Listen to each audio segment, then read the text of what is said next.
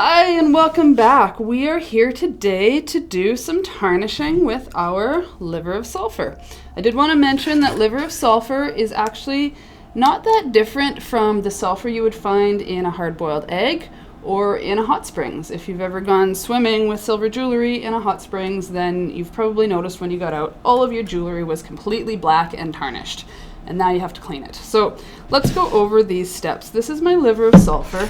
I did boil some water here. Now normally when I do this process, I just work over top of my kitchen sink and I just run the hot water as hot as it'll go. And that's actually kind of a perfect temperature to work in with this liver of sulfur.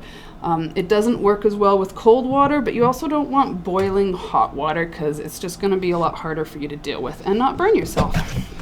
So this is my kitchen sink. We've got a handy dandy bin here. I've also got two containers.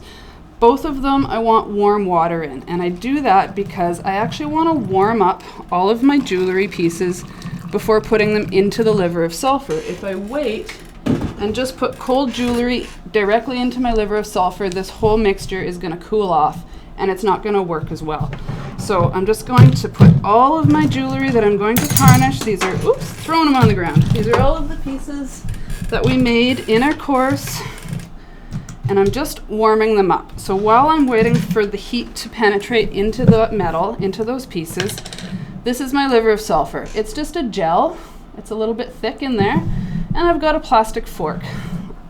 Do not use this fork or this container for food again after this process. So I've just got about 4 drops on there. This container is about half full, so it's probably a little over a cup of water. Now I can smell this immediately. I don't know if you've ever been to a hot springs, but it's kind of a similar smell of rotten egg and sulfur, okay? But when it mixes up, you should have this nice bright yellow color. So let's throw a copper piece in here. I'm gonna get in real close. Just gonna throw that in, and I just wanna lift it out. It's already getting darker. Copper tarnishes really, really fast. You can stop at any of these points, but I really like to go the full charcoal black when I do this because it's going to give me the most contrast when I do my cleaning. So that's pretty good here. I don't want to grab this directly. Notice I'm using my plastic fork. If I grab it directly, it's not actually going to be bad for my skin, but it is going to leave the smell on my skin, and as I said, it's not a super nice smell. So you can throw as many of these things in there as you want all at the same time. I do want to take a minute though and talk about this piece here. It's all warm and wet. You might remember from Module 8, we mounted these small stones. Well, last night I really wanted to have a silver piece for this tutorial, so I kind of went a little crazy. I spent about 4 more hours and I finished this piece. And I kind of just shaped this. Now, because I already had these 2 stones mounted, I could not do any shaping between these 2 points. But I could round this out and I could cup this and round it. And then I did some more weaving. I went around the bottom to capture the bottom, and I ended up weaving all of my tails together and just tucking them underneath of this other weave because I had some space under there. This little S was a completely separate piece that I sewed on afterwards. And I don't know, I probably would never do a piece exactly like this again, but sometimes these unique pieces can be a lot of fun. So just play around with this when you make your piece. It's okay to not have a plan. Sometimes you just gotta make it up as you go. So let's throw this into our liver of sulfur. Just wanna warm it up again. And I want you to watch the different colors that this goes through because silver tarnishes a little bit differently. It's already starting to turn a little bit gray and a little bit metallic-y. Oftentimes you get a little bit of brassy copper color that comes up through there.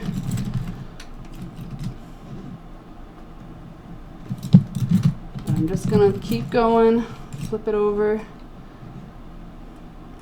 I don't know if you can see, sometimes you even get some like metallic-y blues as you do this. It's getting darker. But I just want to take you through this process. It does take silver longer to tarnish than copper. Copper can tarnish in as little as 30 seconds. Whereas silver can take like a couple of minutes. So it is still getting darker, but I'm just going to keep leaving that in there. Let me take out some of how black and dark that is. I just want to rinse that off. Get some of these copper pieces out of there. How is this silver piece looking? So you don't ever get black, black, black. You kind of only get this charcoal gray color, and we're almost there, I'd say. There's still just a couple of light spots. When you get unevenness in your tarnishing and light spots, what's happened there is I've got a greasy fingerprint on that spot, and the liver of sulfur is having a hard time getting directly to the surface of the metal. So that if your piece isn't totally clean, that can give you issues there. I'm just going to put that back in for another minute. In the meantime, here's some more copper pieces I'm just going to throw in there so that when I get to them at the end, this is hot. A little hotter than I normally do it. All right. Leave those guys to tarnish. Here's one last little turquoise guy. Dig out my silver piece. Let's see how that's going. There, that's looking pretty charcoal to me. That's about as dark as that one's gonna go. But you're gonna see when we clean this up with the steel wool how nice it's gonna look. So let's dump this into our rinse water. The rest of these are just about done. Sometimes I'll just do all my copper pieces and then I'll put my silver pieces in, and I'll just put the lid right on it because that will contain the smell. So we're almost there though. Let me just fish up some of these copper pieces. I think, look how black that looks, hey? That's how you know you've got all of the tarnishing all the way done. All right, I do want to rinse these off before handling them. Not the end of the world. And let's just throw the lid on that because it stinks. There we go. So at this point, here's my fancy dancy steel wool. Again, it is 0000 is the actual size of it. There are different sizes, obviously, but this is the finest steel wool gets. Now, this is steel. We talked about steel oxidizing in the last video. This will rust. I've got a wet piece over here. Do not try and save old, wet, used pieces because they will just rust into non-existence. They'll leave a big rusty spot on your sink or wherever you're keeping it. So what I do instead is I will rip off kind of just the amount that I need while it's still dry. And then I'm going to use this piece basically up, and I'm going to throw it in the garbage when I'm done. And this dry piece I can keep for next time. But once it's wet, there's not going to be much left of it. All right. So let's grab one of our pieces. Let's grab this basic one here. First thing, you do want to work with this wet, as I said, because if you work with it dry, you're going to get tiny, tiny little pieces of stainless steel flying off, and they're so thin that they're actually light, they'll float, and you can inhale them. So you don't want to work with this stuff dry. You do want to give just a tiny little bit, just of dish soap, whatever dish soap you have handy. And I'm literally just going to scrub. See how that copper comes back? This is also a good test to make sure that you have done all of your sewing really well, because I'm not being gentle here. Whoever ends up with this piece is probably not going to be all that gentle with it either, and I need to know it's going to stand up. So you do need to spend a little bit of time on this. Go all over the piece. Make sure you get every bit of wire. You spent all that time putting these wires in place. You got to spend a bit of time making sure to clean all of them. The sides of the bale, the front and around the top of the bale. Sometimes some of these neck wraps that are tucked in deeper won't get as good of a clean, and that's okay. So there, that is our piece. If you want, you can separate those out a little bit. This is almost done. I encourage you to not just entirely stop here, because you can get pieces of this steel wool stuck into the little nooks and crannies and V's in here, okay? So what you should do to start with, if you've only got a few pieces, get an old toothbrush, certainly not a current one. Maybe get a little bit of soap on it, but you can actually go over the piece with your toothbrush. This is gonna do a couple things. It's gonna give you a final polish, but it's also gonna get out any bits of steel wool that got caught in here. Now, I have to admit, I do go over all my pieces with steel wool, but I do not go over all of them with a toothbrush. I've got another method that's much, much faster for doing lots of pieces. You can see I've got a whole bucket of pieces here, and I want to do them all at once quickly.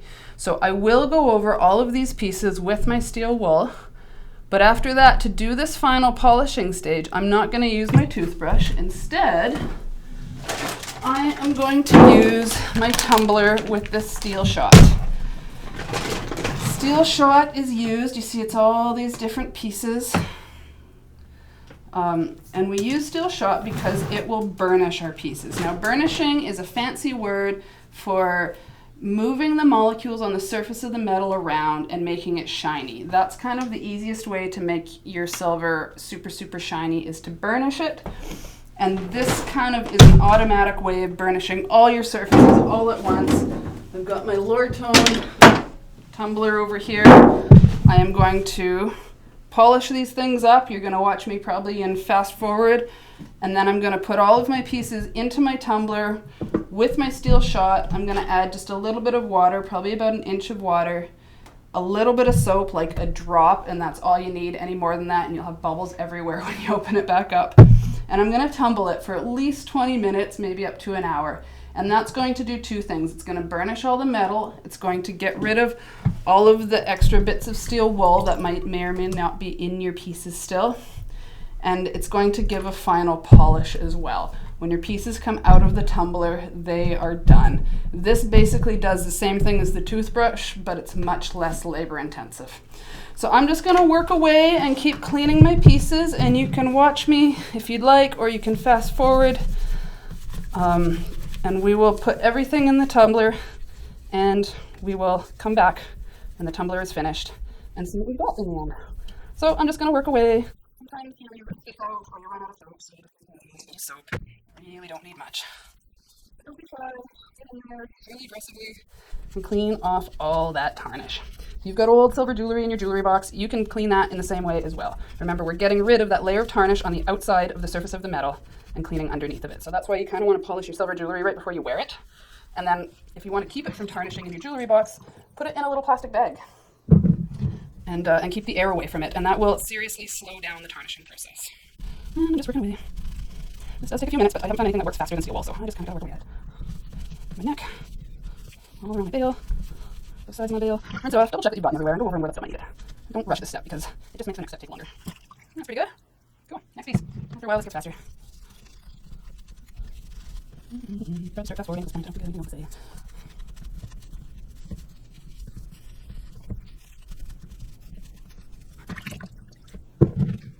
Oh, that's pretty good.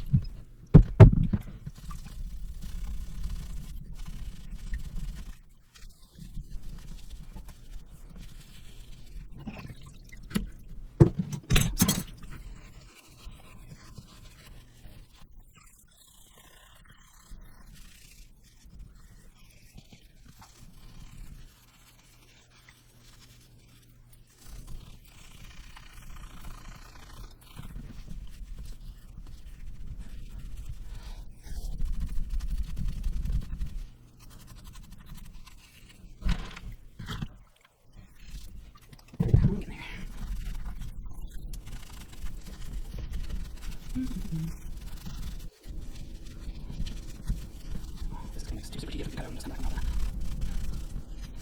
I'm going to sort this out. No, pictures aren't going to be good. Oops, that's smash. I need to see how often it is.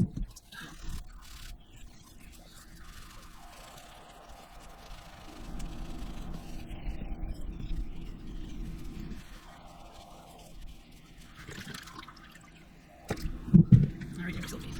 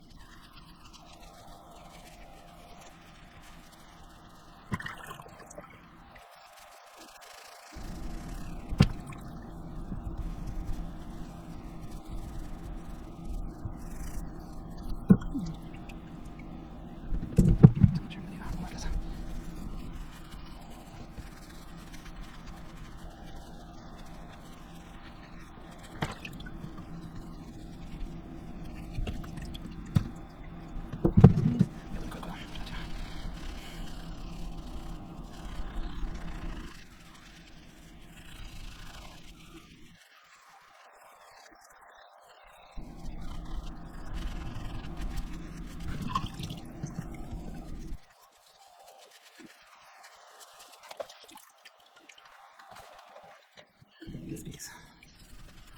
So good.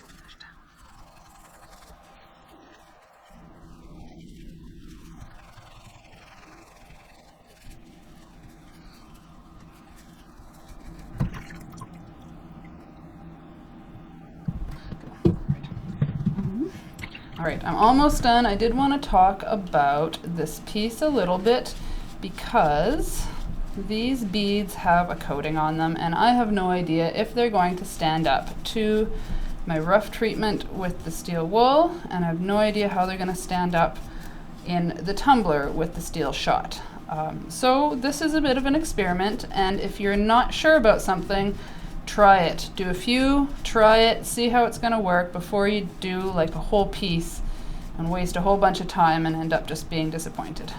I'm not even going to go super crazy because a lot of this tarnish is going to come off in the tumbler, but I want to see how these beads are going to hold up.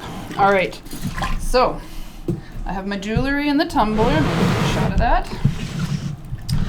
And there's all my jewelry in the tumbler. I'm literally going to pour my shot in on top. Might as well use all of it. Depending on the size of tumbler you have is going to depend on how much steel shot you need. This is like a 12-pound tumbler, so I think that means, anyway, I've got about 3 or 4 pounds of steel shot in there. I've added just a little bit of water. You don't want too much water. Maybe a little more than that. That's lots. I do want just a drop of dish soap. Not too much, any more than that, and you're going to have a ton of bubbles when we open this guy up. Now, the lid, this one fits inside in this ridge, so make sure you don't have any bits of steel shot stuck there from your last tumbling. And sometimes you just have to get this down in here. There we go. Press it all the way down. Then this outer lid goes, just as I say, on the outside. And this, it's got a little ridge in it. We screw this on, and that little ridge in this nut helps this stay where it's supposed to be. All right, and I just reach way over and plunk that in my tumbler. I'm going to plug that in, and we're going to tumble it for about 20-30 minutes, and we'll come back when we're done and open it up. Okay, welcome back. I wanted to mention just a couple things before we pull all of our stuff out of the tumbler. I did want to mention the disposal of the liver of sulfur. While it is bright yellow like this, I recommend not dumping it down the drain. You can neutralize it by adding baking soda, but personally, I don't even bother. I just leave it with the lid on it for about 2 or 3 days. This will stop being a bright yellow. It will turn kind of cloudy, and if you leave it for like a week or 2, it'll even settle on the bottom. Once it's cloudy and not yellow anymore, at that point you can dump it down the drain, or it's actually a good fertilizer. You can dump it right on your house plants or your tomato plants. So, but don't do it while it's yellow. Wait till it's neutralized, give it some time to settle, and then you can dump it out. But just until then, leave the lid on it and leave it contained and let it sit for a couple of days. Sunlight helps neutralize it even faster. Another thing I just wanted to mention, I do keep my container of liver of sulfur in an extra plastic bag. This has never happened to me personally because I don't keep this in the same cupboard or drawer as my silver materials, but I have heard of people keeping this container in the same like cupboard or enclosed space as their silver materials or copper materials, and if they didn't put the lid on tightly, the fumes from this jar can actually tarnish your materials that are just sitting in the cupboard before you use them, and that's not ideal. So I always do keep this in just an extra Ziploc bag just to contain any fumes that may or may not be coming out of this, just to save myself some grief later on. So I just wanted to mention those 2 things, but let's go back over to my tumbler. It's been running for about 25 minutes. I just unplugged it. Let's open this guy up. Just unscrew that, pull the top off. And now you kind of have to lift this away with your thumb, sometimes in a couple of spots, and that'll just pop off too. So I've got my handy dandy sink all ready. This strainer I have devoted to jewelry. Do not use this strainer for food again after you do this, but let's just dump out all of our stuff. And at this point, I'm going to turn on my tap. And just run a little bit of water over this to get rid of some of these bubbles.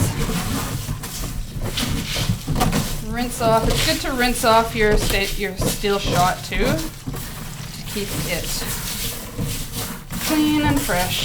That's about right. And there's my beads. There is one spot that chipped. So good to know, always know your materials that you're working with. If you're using beads that have a coating, this is a hazard. But for the most part, they did stand up, but they don't seem like they're as shiny to me as they used to be. So I feel like a layer has been worn away from even the parts that still have color. But let's take a look at some of these other pieces, shall we? Look how gorgeous this turns out. You get the dark lines in between your wraps in here. The braids are some of my favorites after there, because you really get the ins and outs of the piece and the dark lines, and it really brings out all of the work that we've done. Right now, dry this off. This is the perfect time for photographing all your pieces. As you take these out, sometimes you do get little pieces of steel shot caught in your pieces, so I do always kind of take a minute and flip everything over as I take it out of the steel shot, and make sure I'm not losing any steel shot with my pieces. But these all look super nice. I hope that was super informative for you. I hope that you have lots of fun playing with your liver of sulfur and your wire. I'd love to see how everything turns out. Please share your pictures, share your problems, share your success. I want to see it all. Thank you so much. I hope you have loved this class, and enjoy your wire working journey.